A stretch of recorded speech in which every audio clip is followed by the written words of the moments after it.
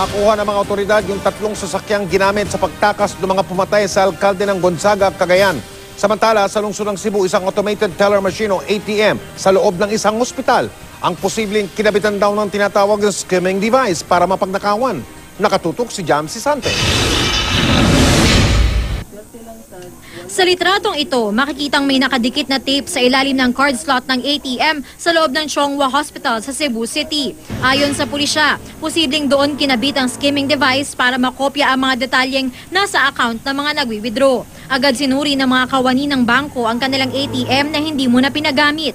Nakikipagtulungan naman ang pamunuan ng ospital sa investigasyon ng pulisya at ng bangko. Sa Davao City, naisunugin sa harap ng publiko ni Mayor Rodrigo Duterte ang mga bloke ng cocaine na na-recover ng pulisya nitong nakaraang linggo. 62 bloke ng cocaine ang nasa kamay ng mga otoridad. May 2 pang bloke na nawala mula sa container van na nadiskubreng may kargang kontrabando. Alam namin medyo yung lugar kasi alam namin yung tao. So alam namin kung saan siya pupunta.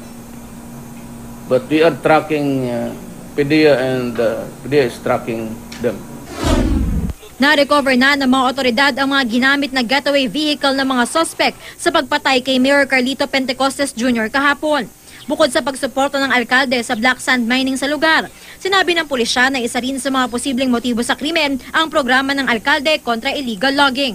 Ayon naman sa pinsan ng biktima, may natanggap noon ng alkalde na death threats mula sa New People's Army. Jam Sisante, Naka-Alerto, 24.